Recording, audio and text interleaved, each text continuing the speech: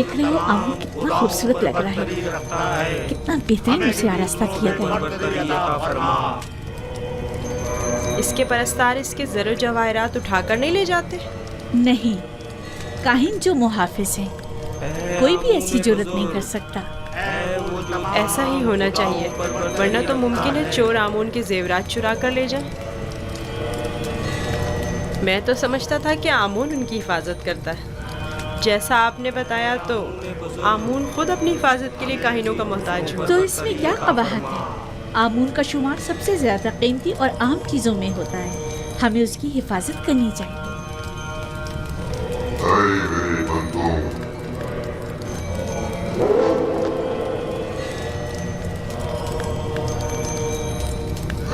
मेरे बंदों, तुम पर बरकते नाज़िल हो।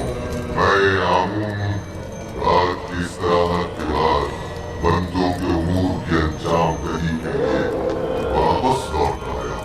मेरे इरादे से छुपकर सूरज तुलू हुआ और जिंदगी का आगाज हुआ।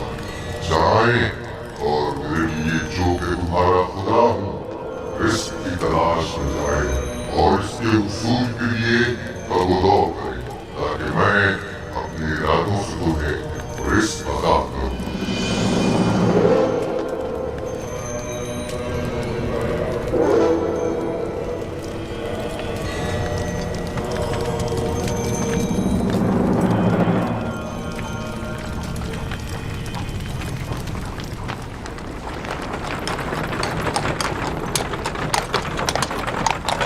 माफ़ कीजिएगा बानो, ये आमून था जो लोगों से मुखातिब था। क्या तुमने खुद नहीं देखा? हाँ देखा तो है, लेकिन एक पत्थर तो कलाम नहीं कर सकता ना। आमून पत्थर नहीं है, वो एक रूह है जो इस शक्ल में मुजस्सम होकर आता है। मैं माफ़ी चाहता हूँ। आमून खुदावंद कुदरतमंद और बेनियाज है, लेकिन मैंने आज उसकी बहुत सी न्याज़मंदियाँ देखी हैं। वो इस्तराहत का मोहताज था, वो लिबास व ज़ेवरात और गुस्ल का भी मोहताज था, हत्ता कि हरकत करने के लिए भी काहिनों का मोहताज था। यहाँ तक कि वो अपनी हिफाजत भी खुद नहीं कर सकता, बल्कि दूसरों का मोहताज था। वो जाओ मकान, ज़नो फर्जंद और बहुत सी दीगर चीज़ों का भी मोहताज था। यानी हम जो खुद से चलते फिरते हैं, लिबास पहनने, सजने, संवरने, नहाने धोने पर कुदरत रखते हैं, आमूल से ज्यादा बेनियाज और कुदरतमंद हैं। क्या नहीं है? मैंने खुद को उसके सामने आजिज महसूस किया। यूजासिफ बज़ाहिर एक बच्चा है। मैं उसके कई एक सवालात के जवाबात देने से कासिर थी। मेरे पास कोई जवाब न था। बहुत से जवाबात तो खुद मेरे अपने लिए तसल्ली बख्श न थे। वो बहुत समझदार है। आप फिक्रमंद मत होइए, मैं उसे अपने साथ माबद ले जाकर खुद ही उसे सब कुछ सिखा दूंगा।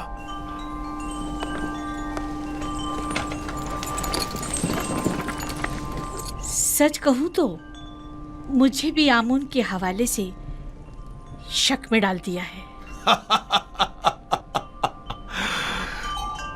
तो यूं कहिए, शिकारी खुद शिकार का असीर हो गया।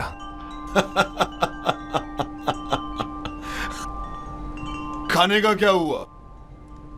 आज तो इतनी भूख है कि पूरा बकरा अकेले खा सकता हूं।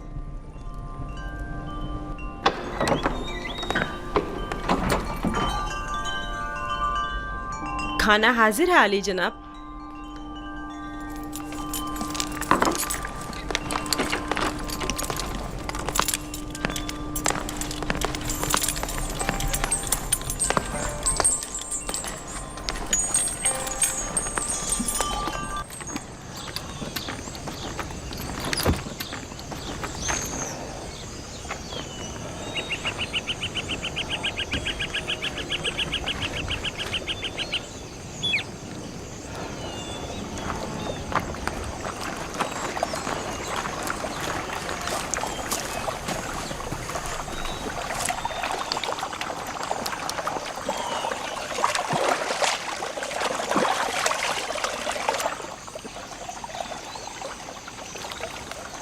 बाबा ने अपना हुजरा खुद ही तामीर कर लिया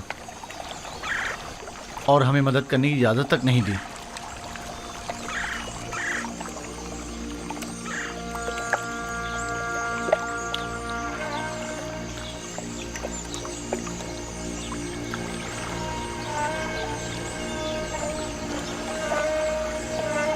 یہ میرا بیت الحزن ہے، وہ حجرہ جہاں میں اپنی باقی ماندہ عمر گزاروں گا اور یوسف کی فراق میں نوحہ کنا رہوں گا، اور اس کے انتظار میں یہیں اور اسی جگہ نظر جمائے بیٹھا رہوں گا۔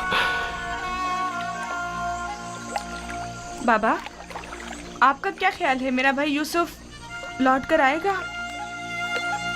بے شک میری بیٹی، ہمیں ہمیشہ اس کے لوٹنے کا منتظر رہنا چاہیے۔ آخر آپ یوسف کو بھول کیوں نہیں جاتے؟ کس طرح بھول جاؤں؟ اگر وہ مر گیا ہوتا تو چند روز اس کا سوگ مناتا اور بات ختم ہو جاتی، لیکن اس وقت مجھے معلوم نہیں کہ وہ کس حال میں ہے۔ ہمیشہ خود سے یہ پوچھتا رہتا ہوں کہ اس وقت وہ کیا کر رہا ہوگا، اس پر کیا مصیبت ٹوٹی ہے۔ کہیں رہزنوں کے ہتھے تو نہیں چڑھ گیا، کہیں مردہ فروشوں نے تو اسے نہیں اٹھا لیا، اسے گناہوں میں آلودہ تو نہیں کر دیا گیا۔ شکم سیر ہے یا بھوکا، تن پر کپڑے ہیں بھی یا نہیں۔ صبر کیجیے یا نبی خدا، کیوں خود کو اس قدر ہلکان کرتے ہیں؟ عزیزوں کی موت کے غم کی تو انتہا ہے، لیکن ہجر و فراق کا درد لا متناہی ہے۔ اس کے باوجود میں صبر اختیار کروں گا اور انتظار کروں گا۔